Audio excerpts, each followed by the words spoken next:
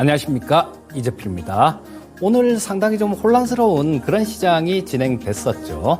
일단 다행이다라고 얘기를 해야 될지, 미국 정부에서 우리나라 장 시작하기 전에 SVB 실리콘밸리 은행이죠. 이쪽에 대해서 예금에 대해서 지급 보증을 한다라는 그런 뉴스가 나오면서 좋은 모습을 보였는데요. 자, 이런 부분들은 이 미국 시장 쪽도 마찬가지일 것 같아요. 자, 미국 국채나 달러 인덱스 같은 것들, 이런 것들을 좀 살펴보면 뭔가가 있었겠구나, 시장은 뭔가를 알고 있었겠구나라는 걸 유추해 볼 수 있는데요. 자, 지난주 금요일 날 미국 시장 굉장히 좀 안 좋았었죠. 그런데도 불구하고 미국채 금리 같은 경우는 오히려 2년물, 10년물 다 떨어졌습니다. 달러 인덱스도 마찬가지로 떨어졌어요. 이건 시장이 뭔가를 알고 있었다라는 거, 그런 거를 좀 암시하는 거죠. 시장이 기대를 한 거예요. 미국 정부가 뭔가를 해주겠지, 이런 기대감이 있었던 모습이라서 오늘 아침에 그런 얘기가 나오면서 시장은 바로 좀 플러스권으로 이렇게 반등을 하는 모습이 나왔는데요. 자, 이거 SVB가 거기에 대해서 예금을 지급 보증을 한다라는 얘기가 나오고 난 다음에 또 SVB하고 비슷하게 움직였던 그런 종목들이 있었죠. 지방은행들, 작은 것들, 시그니처 뱅크라는 은행이요. 시그니처 은행, 이 은행에 대해서도 영업을 폐쇄했다, 이런 소식이 들렸어요. 그러면서 장 초반에 약간 좀 흔들림이 있었는데, 자, 이런 부분들도 시장에 좀 한 부분들이죠. 오늘도 하나하나 좀 뜯어봐가면서 또 말씀드리는 시간 갖도록 하겠습니다. 자, 우리 이 은행 관련돼 갖고 그런 부분들이 워낙 크다 보니까 고용지표라든가 이런 것들이 좀 묻혀버린 그런 경향이 있어요. 자, 그래서 일단 고용지표부터 지난 주말에 나온 고용지표부터 간략하게 좀 살펴보고 넘어가도록 하겠습니다. 자, 우리 지금 이게 비농업 고용자 수가 31만 건이 나왔습니다. 근데 2월 예상치가 22만 5천 건이었어요. 자, 이 숫자만 보면 조금, 이거 좀 많이, 아직도 고용이 되게 짱짱하구나, 이렇게 생각을 할 수도 있는 그런 수치였고요. 이것도 좀 수정이 되겠지라고 그렇게 생각을 했었는데, 1월 달이요. 수정도 그렇게 크게 되지도 않았습니다. 전에 발표됐을 때 51만 7천 건이 발표가 됐었죠. 근데 50만 4천 건으로 시장의 기대보다 좀 많이 작은 숫자로 수정이 된 모습이었습니다. 그래서 이 비농업 일자리, 이 부분 하나만 봤을 때는 시장에 그렇게 좋은 그런 모습은 아니었어요. 하지만 다른 부분에서 좀 긍정적인 그런 모습을 좀 보여줬었죠. 자, 실업률이 3.4% 예상치, 그리고 전월도 3.4%였는데 이게 3.6%가 나왔습니다. 참 실업률이 올라갔는데 이게 좋게 해석이 되니 참 좀 아이러니한 그런 상황이 계속 나오긴 하는데요. 일단 이런 부분들이 시장을 약간은 진정을 시켰고요. 또 시간당 임금도 마찬가지였습니다. 자, 원래 4.7%가 예상이 됐었어요. 근데 전월은 4.4%였었죠. 이게 4.6%로 나오면서 이 부분도 시장의 예상치보다는 시간당 임금도 전년 대비해서 약간 덜 올랐다, 이런 부분들이 있었고요. 자, 월별 숫자도 마찬가지였습니다. 0.3%가 예상치였는데 이게 0.2%로 증가했죠. 자, 그렇게 되면 요 부분들, 이 비농업 일자리 말고 다른 부분에서 많이 나온 부분들, 이런 부분들을 상쇄한 겁니다. 그래서 시장은 이게 만약에 시그니처 뱅크 관련되는 시그니처 뱅크나 SVB 관련되는 그런 내용이 없었다고 하더라도 시장은 조금 어느 정도 플러스 요인으로 해석을 했지 않을까 싶은 생각이 들어요. 자, 일단 이 고용지표는 그렇게 나왔고요. 내일 저녁이죠, 우리 시간으로 발표되는 CPI도 있을 겁니다. 자, 그 부분도 한번 본 김에 보고 넘어가도록 하겠습니다. 자, 보시면 자, 여기 지금 현재 2월달 예상치가 6.0% 정도가 나오고 있어요. 근데 전월에는 6.4% 정도였습니다. 자, 헤드라인 CPI 전년 비해서 말씀드리는 거죠. 그리고 전월비 같은 경우는 0.4% 정도가 예상되고 있고요.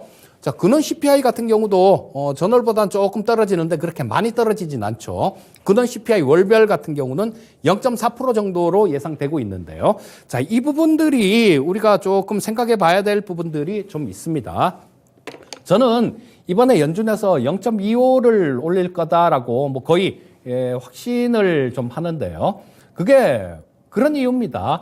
지금 SVB하고 시그니처 뱅크, 자, 이 두 가지는 생각도 못한 것들이 그 전에 파월 의장이 뭐 의회 연설을 할 때나 이럴 때는 생각지도 못해버린 그런 일들이 터져버린 거예요. 자, 그래서 뭐 이럴 때 이런 분위기에 우리 뭐 SVB나 다 마찬가지죠. 이 금리를 워낙 급격하게 올리니까 자금 조달에 어려움이 생기고요. 그러다 보니까 스타트업 쪽에서 예금 인출을 하는 그런 러시가 좀 있었고, 그러다 보니까 있는 돈, 예금 갖고 있는 돈으로 모자라니까 뭐 투자인 거 그거라도 팔아서 줘야 되겠죠. 그런데 지금 금리를 급격하게 올리면서 채권 보유하고 있던 채권 가격들, 이런 것들이 급격하게 좀 많이 떨어진 상태였죠. 채권 가격들이. 그러니까 손해를 많이 보고 판 겁니다. 그러니까 아, 이거 위험하구나라는 그렇게 이어진 거예요. 거기다가 뭐 뱅크런 사태, 은행 더 이렇게 나오고 그런 상황이기 때문에 현재 상황에서 연준이 0.5%를 올린다라는 거, 저는 이 파월 의장이 좀 정치권이나 뭐 이런 쪽에 좀 눈치를 이렇게 보는 그런 성향을 갖고 계십니다. 그래서 이번에 금리는 0.25 정도로 보고 있고요. 또 지금 패드와치를 보면 되게 재밌는 그런 현상들이 나와요. 그 전까지 파월 의장 연설 전까지만 하더라도 0.25 확률이 압도적으로 높았습니다. 근데 이게 파월 의장 연설하고 난 다음에 뭐 0.5% 인상 확률이 80%까지 갔어요. 근데 어제 같은 경우도 마찬가지 뚝 떨어졌다가 다시 좀 올랐다가 오늘 보면 어떤 현상이 나오냐면요. 0.25%를 올릴 확률이 90%가 넘어갑니다. 그리고 그러니까 동결할 확률, 뭐 그것도 한 7%대 정도가 나오고 있어요. 자, 시장은 지금 미리 조금 알고 있는 겁니다. 그래서 이 CPI가 좀 중요할 것 같아요. 만약에 이 CPI 물가가 좀 높게 나오면 이 부분에 대해서 시장은 0.25구나라고 인식을 할 거고요. 만약에 이 CPI 숫자가 굉장히 낮은 숫자, 시장 예상치보다 상당 부분 낮은 숫자로 발표가 되게 된다면 시장은 금리 동결에 대한 기대감도 가질 것 같습니다. 자, 그 부분 조금 염두에 두시고 시장 대응은 하시면 될 것 같고요. 자, 전체적으로 하나씩 이렇게 봐가면서 또 말씀을 드리도록 하겠습니다. 자, 전체적인 화면 한번 볼게요. 자, 여기 그렇습니다. 보시게 되면 코스피 시장이 16포인트 정도, 0.67% 정도 상승하는 모습이었고요. 코스닥 시장은 강보합으로 마감됐습니다. 자, 뭐 코스피 시장이 코스닥 시장보다 좀 강한 모습이었죠. 이런 부분들은 과거에 뭐 얼마 전까지만 하더라도 코스피 시장보다 코스닥 시장이 워낙 강했습니다. 자, 그런 부분들이 지금 어느 정도 키 맞추기가 진행되고 있는 그런 과정에서 나온 거다라고 보시면 될 것 같고요. 근데 시장 체감 지수는 영 별로였던 그런 시장입니다. 자, 보시면 0.67%하고 어쨌거나 플러스는 나 있는데 상승 종목이 256개 종목밖에 안 됩니다. 코스피가. 코스닥 시장은 하락 종목은 656개 종목이 하락하고 있어요. 2배 이상 하락한 종목이 많았다라는 겁니다. 자, 코스닥 시장도 마찬가지예요. 412개 종목이 올라오고 1111개 종목이 하락했습니다. 이 코스닥 시장 역시 마찬가지 하락 종목이 상승 종목보다 2배 이상 월등하게 많은 그런 시장이 나왔다라는 거예요. 자, 요거를 지표로 한 게 등락주선이라는 그런 지표가 있죠. 상승 하락 종목 이렇게 비교해 갖고 만든 지표가 있는데 지금 등락주선 같은 경우는 굉장히 악화된 그런 모습일 겁니다.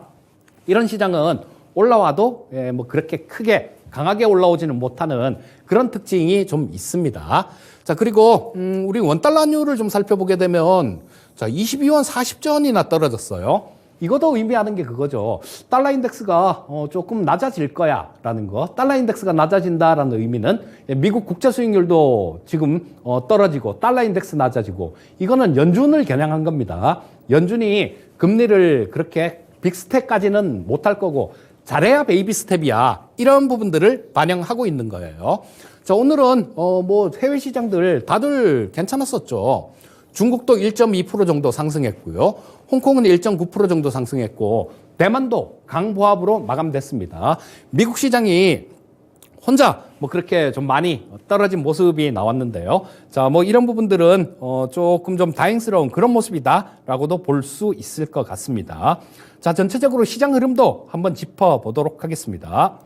자, 코스피 시장 분 차트를 먼저 볼게요. 10분봉. 자, 보시면 장 초반에 변동성이 상당히 컸죠. 그러니까 시그니처 SVB에다가 뭐 지급 보증한데 예금 다 보호해 준대. 그럼 스타트업들 괜찮겠네라는 그런 부분들 때문에 조금 상승 출발했다가 시그니처 뱅크도 문을 닫았다. 뭐 그런 소식으로 급락했다가요. 장 중반 이후에 중국 시장 좀 시작을 하는데 중국 시장이 뭐 플러스권으로 괜찮게 움직이는 모습이었죠. 자, 그래서 조금 시장에 안도감이 생기면서 반등했다가 자, 예, 올랐다가 하락했다가 올랐다가 옆으로 쭉 이러면서 막판에는 조금 더 올려놓는 그런 모습이었는데요. 굉장히 좀 이 변동성도 크고 어지러운 그런 시장이 진행됐다라고 보시면 될 것 같습니다. 자, 그리고 이 일봉에 벌써 보시게 되면 자, 여기 지금 현재 60선이 요 파란 선, 20선이 빨간 선입니다. 자, 이 밖으로 이렇게 좀 벗어났다가 다시 복귀하고 또 위에서도 마찬가지죠. 빨간 선 밖으로 벗어났다가 다시 복귀하고 자, 이런 모습인데요. 이틀째 이 62평선을 하회했다가 다시 양선을 조금 뽑으면서 회복하는 그런 모습이 나와서 일단 21이평선, 61평선 이 박스권 사이로 다시 복귀한 그런 시장이었다라고 보시면 될 것 같고요. 자, 코스닥 시장도 한번 보겠습니다. 자, 코스닥 시장은 코스피 시장보다 변동성이 좀 컸어요. 자, 뭐 아침에도 시작할 때도 코스피 시장 같은 경우는 플러스로 출발했었죠. 근데 코스닥 시장 같은 경우는 갭으로 좀 떨어져서 하락 출발했습니다. 그랬다가 변동성을 키웠다가 이게 장중에 지금 보니까 얼마 안 돼 보이는데요. 장중에 2%가 넘게 하락했었죠. 자, 급락이라고 표현해도 될 정도로 그렇게 하락했다가 오후장 들어서 또 이렇게 들어올리면서 끝내는 모습이었는데요. 코스피 시장보다는 이 코스닥 시장의 변동성이 훨씬 더 커져 있는 그런 모습이다라고 말씀드릴 수 있겠고요. 자, 일단 뭐 일봉상에서는 이 코스피 시장은 20일, 60일 평선 이 사이 좀 그 박스권 정도 그 정도로 복귀를 했는데 이 코스닥 시장 같은 경우는 242평선이죠. 일단 242평선에서 조금 한번 붕괴를 시켰다가 회복하는 모습이 나왔다. 이렇게 보시면 될 것 같습니다. 자, 일단 뭐 흐름들은 간략하게 좀 살펴봤고요. 수급 동향 한번 짚어보도록 하겠습니다. 자, 코스피 시장 수급 보시면 지금 이 만기 날이 이날이죠. 자, 선물옵션 동시 만기 날이 이날입니다. 자, 이때 9,700억 정도 순매도를 했다가 지금 금요일 날도 3,200억 정도 외국인들은 순매도했죠. 그랬다가 뭐 오늘 187억 정도 순매수했는데요. 그 전에는 순매수가 조금 있었죠. 매수가 좀 들어왔던 거. 이 지난달 3월물 만기가 지나면서 이들은 조금 매도로 전환한 그런 모습입니다. 자, 그래서 일단 뭐 이 코스피 시장 수급 같은 경우는 그렇게 뭐 썩 좋은 긍정적인 그런 수급은 아니다라고 볼 수 있을 것 같고요. 자, 코스닥 시장 수급 한번 살펴보겠습니다. 자, 코스닥 시장은 이 외국인들은 지금 5거래일 연속 매도를 했었죠. 자, 그리고 오늘 매수를 했는데요. 계속 이때 계속 그런 말씀을 드렸었습니다. 지난주에도 방송 출연할 때마다 코스닥 시장이 주봉상 9개가 연속으로 양선이 났습니다. 그래서 지금은 조정 가능성이 굉장히 높은 그런 국면이니까 뭐 공격적인 매매는 자제하시고 현금 좀 이렇게 만들어 놓으시는 게 좋을 것 같습니다라는 말씀을 드렸는데요. 수급도 마찬가지 굉장히 많이 꼬여 있는 그런 모습이죠. 자, 뭐 이만큼 팔고 1,400억 샀어요. 금융투자의 경우는 이게 며칠입니까? 며칠인지도 뭐 세보지 않아서 모르겠는데 하여튼 그때 2월 20일 이후로 계속해서 줄곧 매도만 이렇게 하고 있는 그런 상황이에요. 자, 그래서 이 코스닥 시장의 수급은 일단 뭐 그렇게 코스피 시장보다도 그렇게 좀 더 안 좋은 그런 상황이다라고 보시면 될 것 같고요. 자, 일단 지금 코스피 시장이나 코스닥 시장이나 아까 처음에 보셨겠지만 하락 종목 수가 상승 종목 수보다 월등히 많습니다. 자, 일부 소수 종목들이 억지로 좀 이렇게 시장을 받치고 있는 그런 형국이에요. 자, 이런 장은 좀 올라가도 그렇게 크게 움직이긴 힘든 시장이니까 그런 부분들 참고를 하시면 좋을 것 같고요. 선물시장 수급 한번 짚어보겠습니다. 야, 뭐 선물시장이 오늘 난리였어요. 자, 요거, 선물시장은 저거 일별로 보지 말고, 저 온 시간별로 한번 보겠습니다.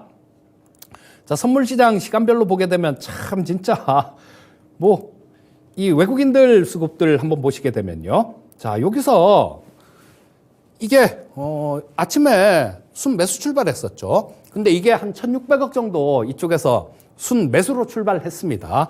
그랬는데 시작하고 난 다음에 얼마 안 돼서 한 11시 정도죠. 이때 순 매도한 게 2,200억 정도를 순 매도했어요. 자, 그러니까 장중에 오전에만 한 11시까지만 거의 4천억 가까이 선물시장에서 매물을 쏟아 부었다는 얘기입니다. 그랬다가 또 쭉 이렇게 좀 순매수를 하더니 이때가 또 뭐 한 1,000억 가까이 순매수를 했어요.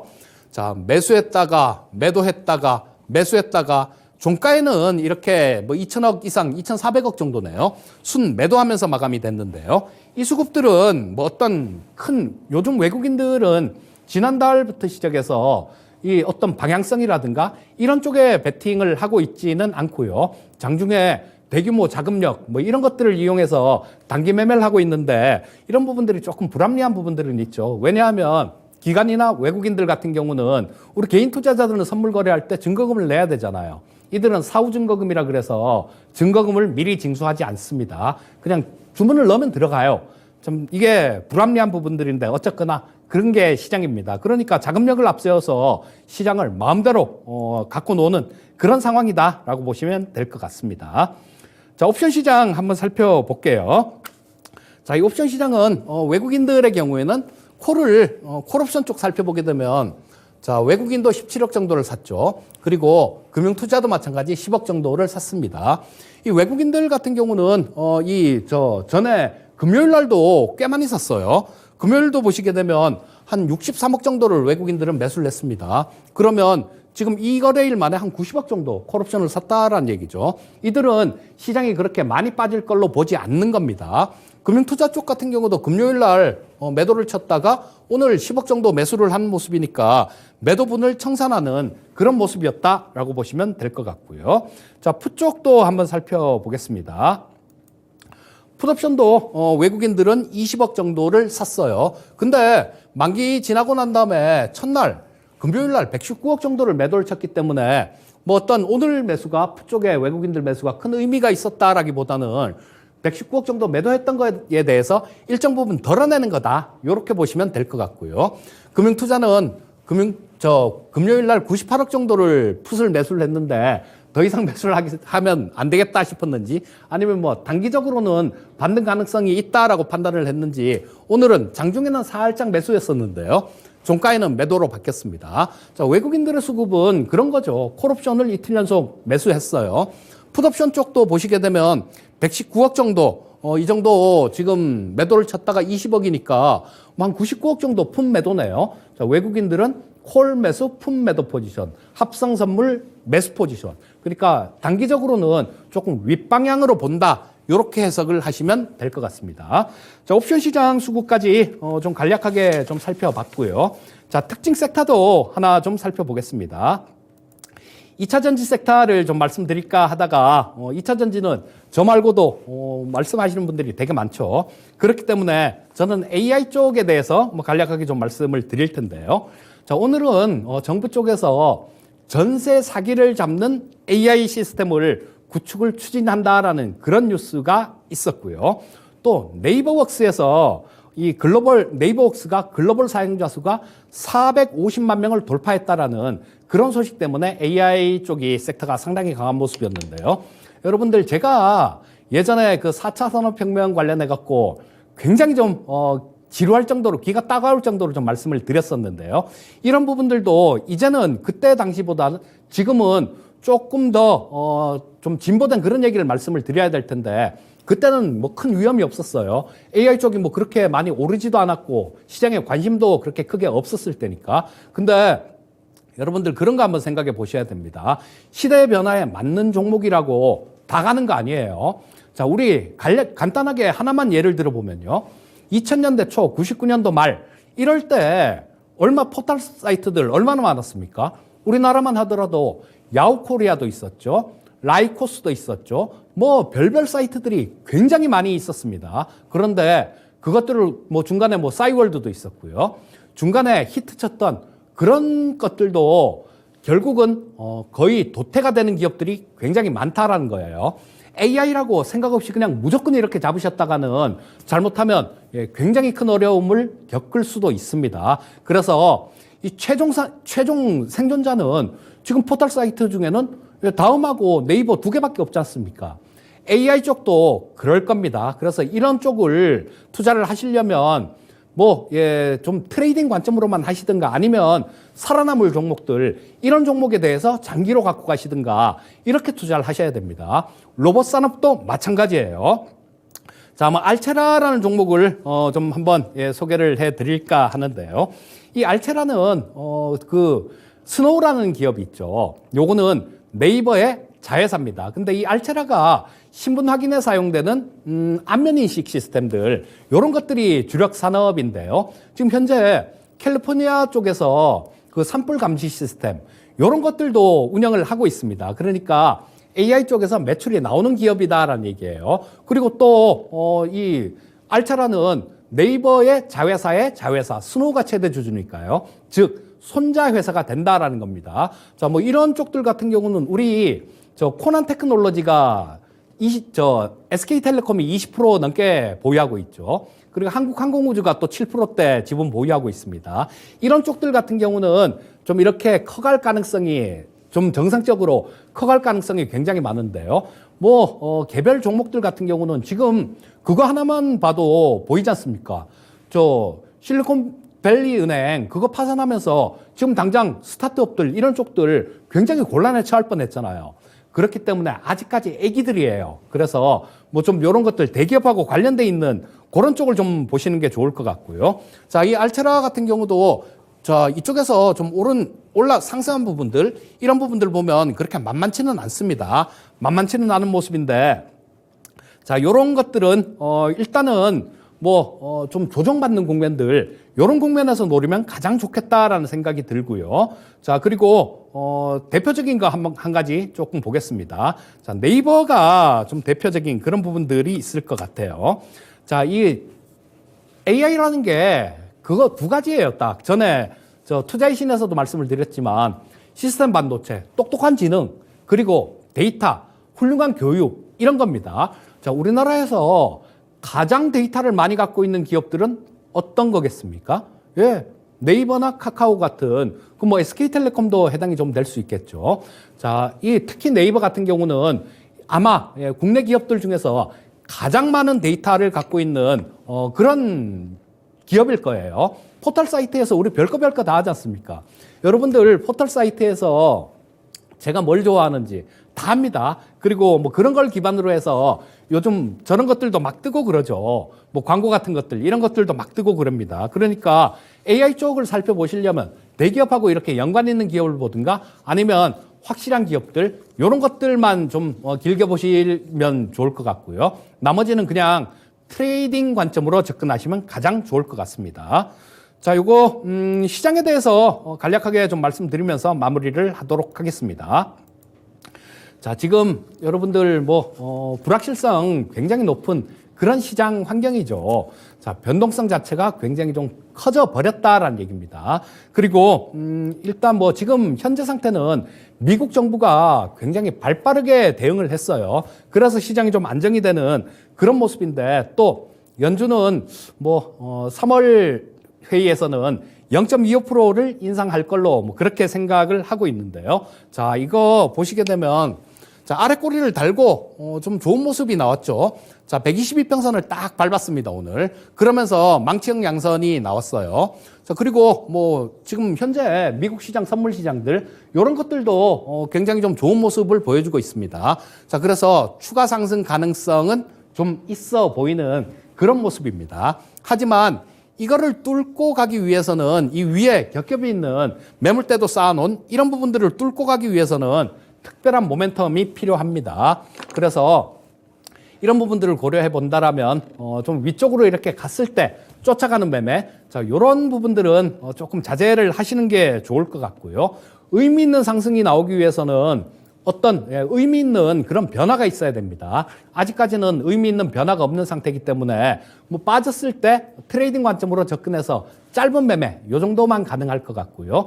일단 시장 전체에는 조심스러운 구석도 좀 있다라는 거, 그 부분 기억해 두시면 좋을 것 같습니다. 자, 오늘도 계속 좀 말씀을 드렸는데요.